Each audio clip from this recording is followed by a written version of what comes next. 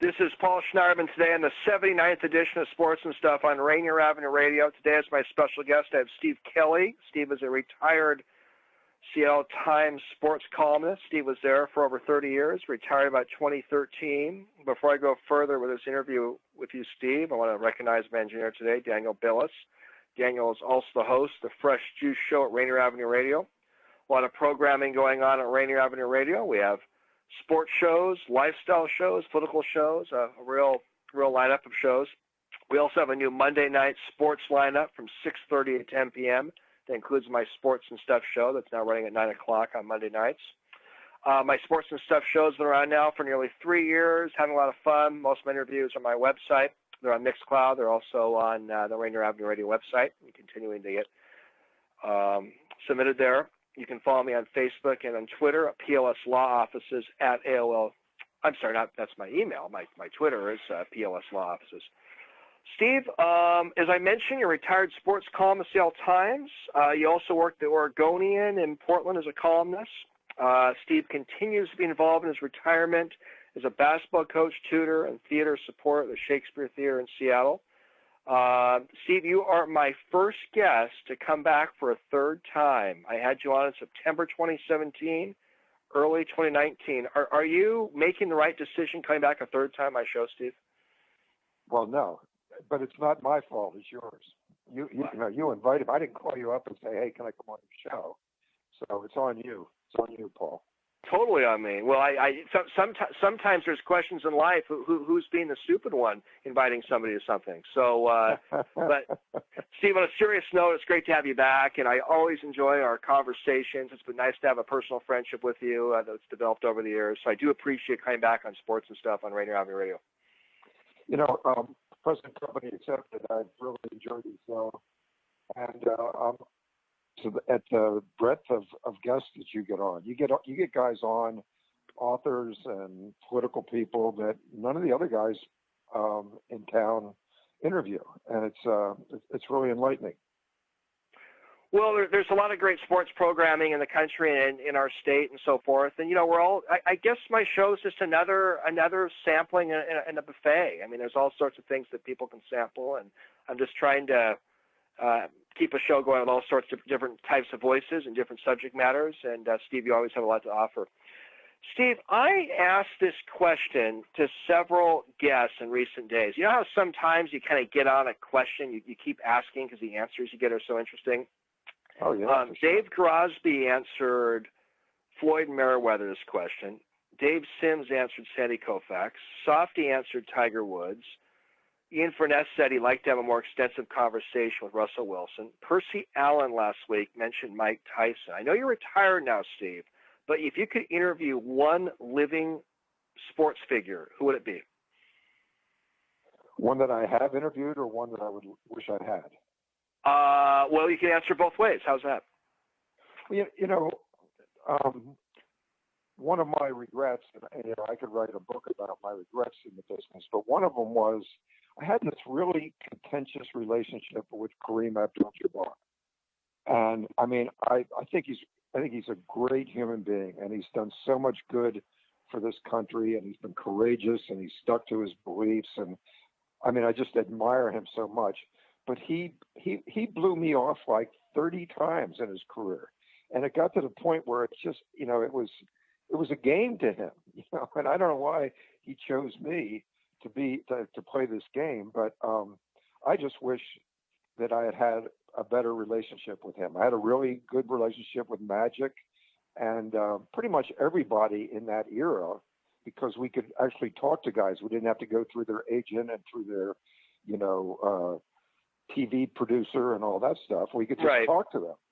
And Kareem was in the locker room. Kareem was, hanging out after practice, but somebody said, hey, I'll be right back. And he would go out a back door. He would go in the locker room, go in the back door, and he was gone. And I just feel like he had so much to say, and really wish I could have kind of mined his brain a little more. So he's a guy so you would add him that list of some famous athletes, some that you and your colleagues would have enjoyed or would enjoy interviewing, you would add Kareem to that list. He's someone you really, a living sports figure you would love to have had a chance to interview or to interview at some point. Yes, for sure. Iconic figure, Kareem Abdul-Jabbar. That's another great name to add that list. It's been fun because I've gotten every guy I've asked that question to, the last 5 or 6 guests I've asked that to, I've gotten so many great answers. So I'm going to add Jabbar to that list from Steve Kelley. I love it. Steve, Major League Baseball announced recently they're going to be having a 60-game season, a condensed season that will start on about July 23rd. Normally it's a 162-game season. What do you think about this plan to have a reduced 60-game COVID-19 era 2020 season, Major League Baseball? I have pretty much no interest in it whatsoever. It's so truncated and tricked up. I saw it where, Ryan Zimmerman and Mike Leake and a couple guys aren't even going to play. And I don't blame them. This country is in such dire straits right now, health-wise, and we're nowhere near corralling the COVID-19 virus. How does Major League Baseball think they're going to keep its athletes from getting sick? And I don't know the details. I know I'm more familiar with the NBA's plan, but I just think I don't think it's going to. I think there's going to be something that happens that stops every one of these pro seasons. I think too many guys are going to get sick. Look what happened the last game that was played in the NBA where the Jazz played the Pistons and Rudy Gobert got sick. The Pistons center, I can't remember his name, who guarded Rudy Gobert got sick. And then the next day, Donovan Mitchell got sick. It's going to happen again. It's already like 16 NBA players have tested positive. I just think it's like the same thing that's happened with opening the country too quickly, and we've had this spike. I just think there's players are going to get sick. Their families are going to be put in danger, and for what? So it's up to you, Steve. If you were the commissioner, or you were, well, I don't know, the commissioners have the final say here, but if it's up to Steve Kelley, you would just not have a 2020 Major League Baseball season. At this point, for sure, yeah. There's just first of all, it's stupid. You have a 1/3 of a season, and you crown a champion. I mean, it's ridiculous. So from a competitive standpoint, I mean, there's a chance the Mariners could be in the World Series. From a competitive standpoint, it's all screwed up. It's a little hokey, isn't it? It's tough, Steve. I know I'm giving kind of an undecisive opinion here, but there's a side of me that would just love to turn on TV and watch a baseball game, though. But I get your points about safety and all that. Yeah, I mean that's just it. Of course, I'm a huge sports fan. I'm watching, horse racing from Australia, the Korean League. I won't do the cornhole competition. That's where I draw the line. Right. But I've been watching every Bundesliga games, Premiership games. I mean, I'm watching because it's all there is to watch. But I'm not. I don't have any emotional investment in any of these sports. And I mean, do you think there's going to be college football? And what's that going to look like? The training camp opens in less than a month in the NFL. Are we ready for that? Are we ready to get guys tackling each other and being in close quarters for hours on end? I mean, I don't know. I think. I mean, I want the games as bad as anybody else, but I just think we're playing with fire, and I don't think it's going to be that great diversion, especially if things go horribly wrong and too many people get sick. Paul Schneiderman of Sports and Stuff on Rainier Avenue Radio with the retired great Seattle Times columnist Steve Kelley. Steve, Blake Snell, a UW guy, attended Shorewood High School. I actually have a relative that taught him in high school, said he was a nice guy. And Tampa Bay Devil Rays pitcher. He came out several weeks ago to say he would not play this season for reduced salary. especially because of the risk of contracting the coronavirus. He says it's just not worth it. Snell got a lot of criticisms. Do you support Snell's position and not wanting to play? I think I think all of these decisions in all of the major sports in this country have to be person to person, player to player. It's a personal decision. And I don't think you can you can be criticized, especially a young guy with a future like Blake Snell's. I don't think you can be criticized for saying, I can't do this. And, I was just reading today. So let's say Blake Snell, young guy, gets the virus. Well, he's going to recover, but there could be damage to his lungs. There could be neurological damage. There's all kinds of things they don't know about the long-term effects of being infected by this disease. And I think guys like Snell are doing their homework and saying, oh my God, it's too big a risk. And especially for this tricked up season, it just doesn't make sense. Yeah, you raise a lot of issues there, no doubt about it. I want to move on from baseball in a minute, but let me ask another question or two. Do you like the idea of having a universal DH and having some changes with the extra inning system? I don't like the extra inning system at all. I mean, that sounds like something for slow pitch softball. I go down to Woodland Park and watch that if I'm that desperate. So no, I don't like that. I've always been torn about the DH. I grew up in Philadelphia, National League city, and still kind of pay attention to the National League quite a bit. And I like the fact I don't like watching pitchers hit, but I like the other stuff. I like the double switches. I like the other kind of strategy that's involved when you do have pitchers who can hit. The DH, I mean, it's going to be great for the Mets. They can use Cano and Cespedes it'll prolong some careers, I think. But I kind of like the way it was. Yeah, you bring up some points. Paul Shammer again on Sports and Stuff on Rainier Ave Radio with Steve Kelley. Well, Steve, there was a big signing in the NFL. We don't know if we're going to have an NFL season or if we are, how it's going to be configured. But the Patriots signed 31-year-old Cam Newton. Do you see this as being another brilliant Belichick Patriots move, bringing Newton in to replace Tom Brady?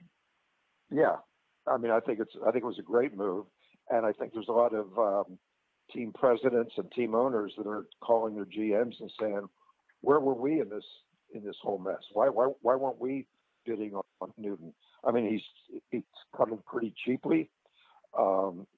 He's got a lot to prove. He has proven a lot in the past.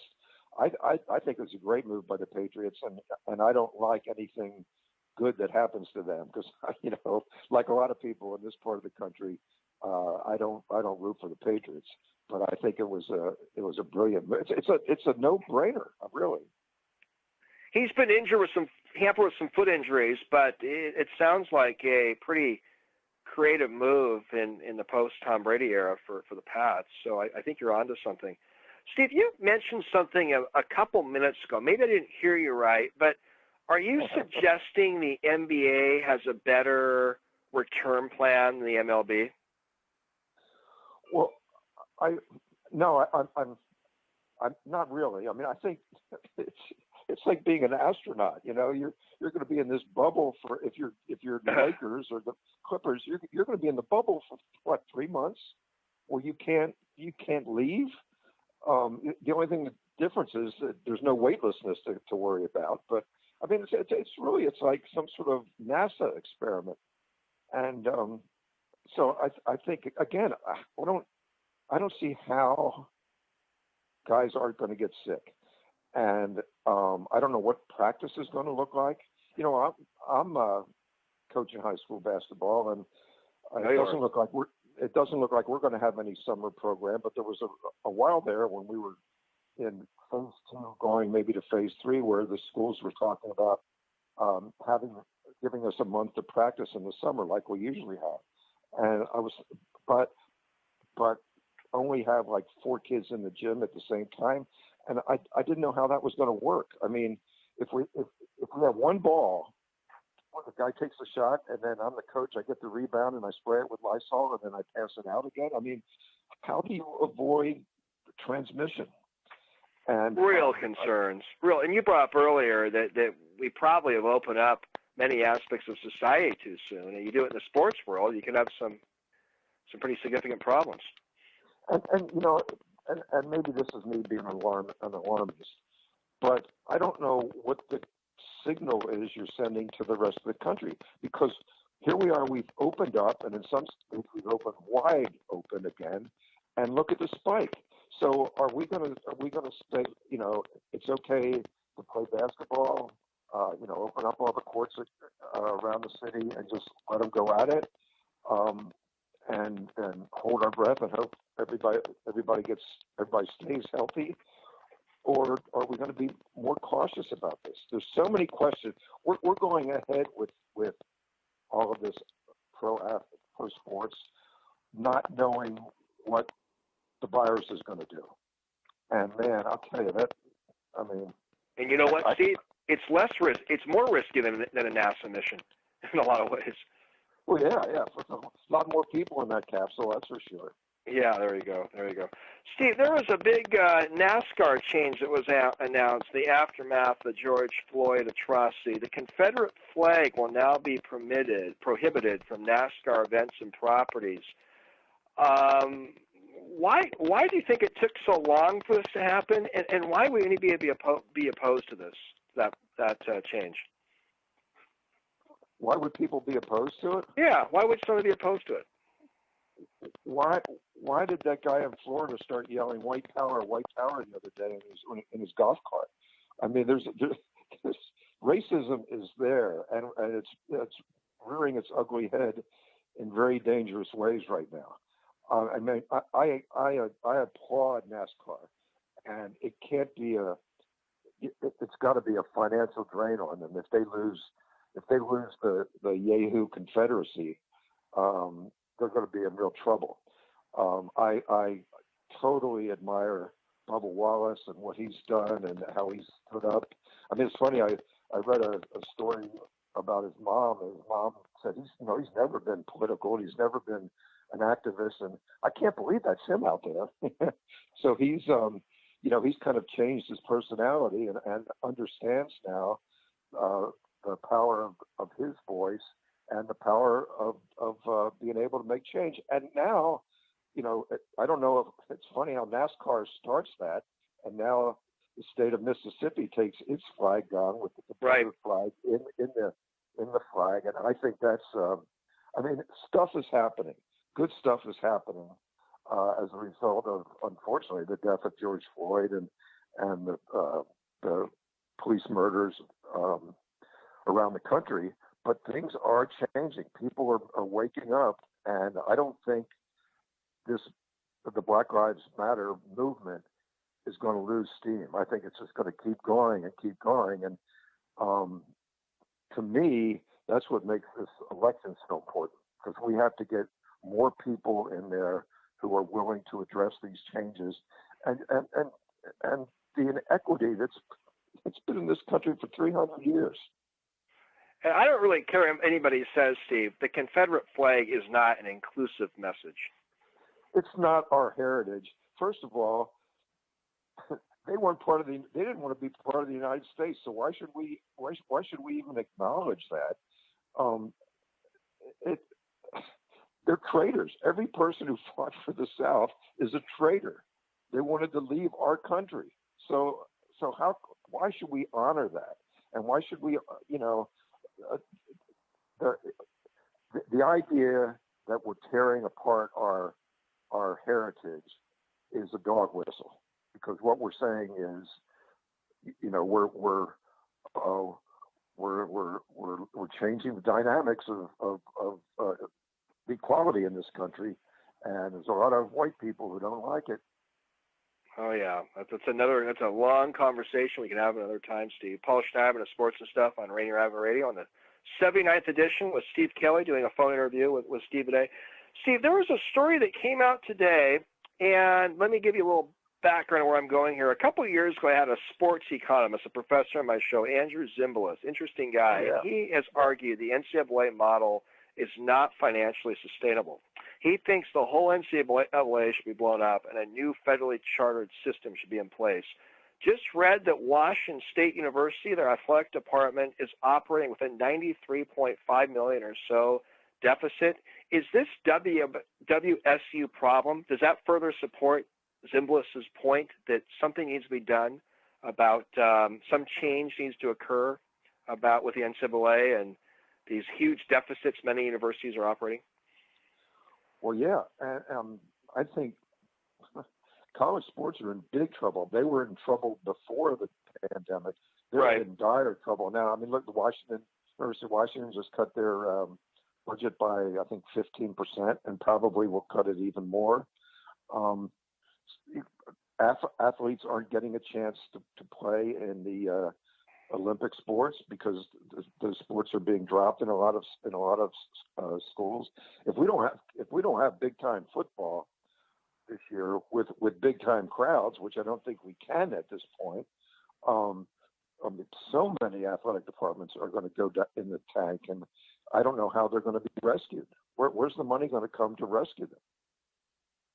Yeah, it's a complex issue. I mean, UW's had deficits in their athletic department, a bigger five program than Washington State. And yeah, I always will never forget what Zimbalist had to say. He thinks the whole thing should be broken up, like the big bank should be broken up.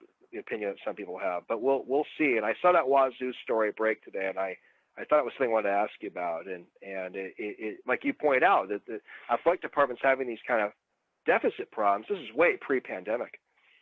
Yeah, and Washington's been in trouble for a while, for several years, and you can't keep expecting 70,000 people to come to your stadium 7 times a fall and save you.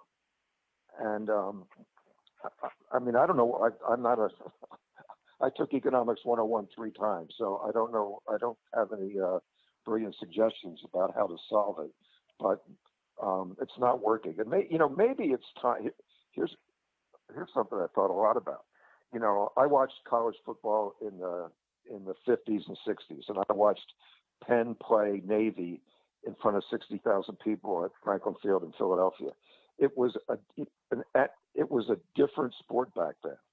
The quality wasn't obviously as good, but the Ivy League was a good conference, and it was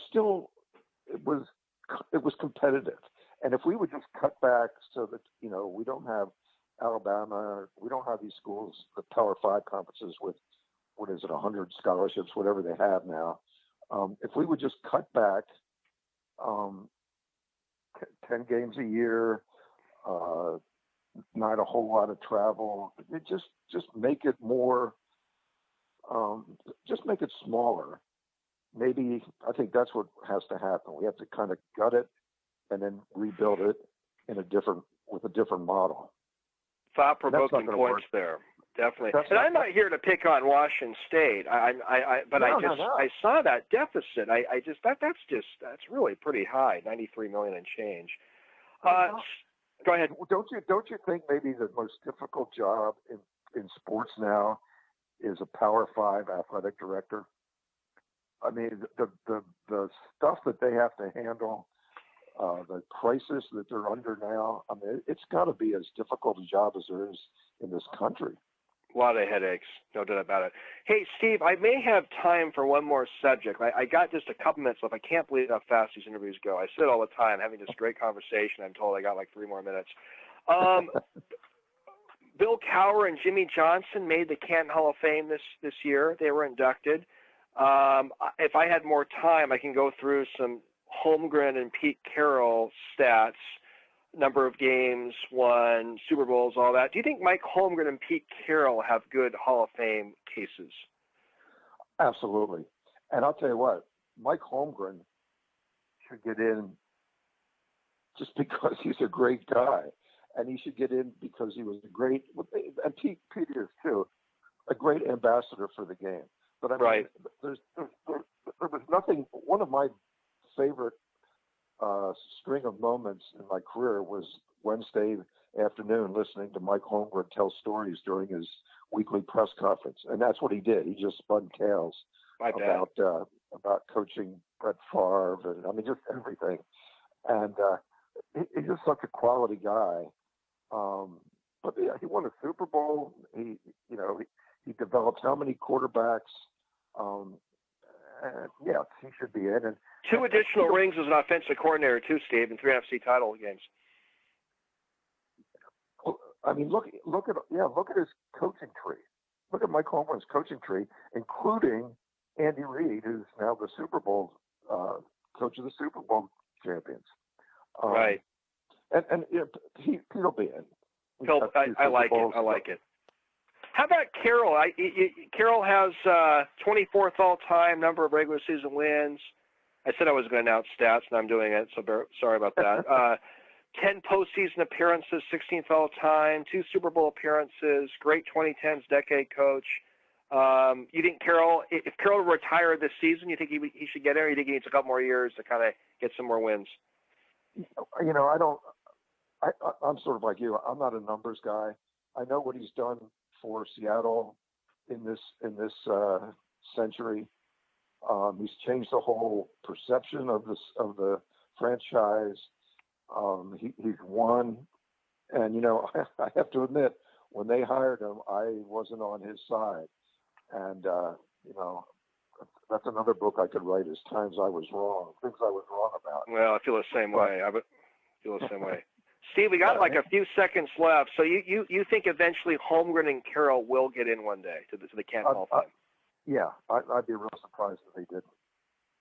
Well, Steve, I'd like to end an interview on a nice note, and I think it is a nice note to think of Holmgren and Carroll being in the NFL Hall of Fame one day. It's always fun to chat. That's you and I get together soon, Steve. I appreciate doing this.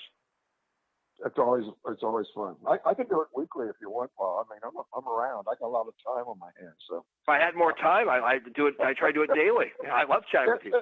There we go. That would last about a week. Say hi to Carroll, Steve. I got to go. Thank you. Okay. Yeah. Bye-bye.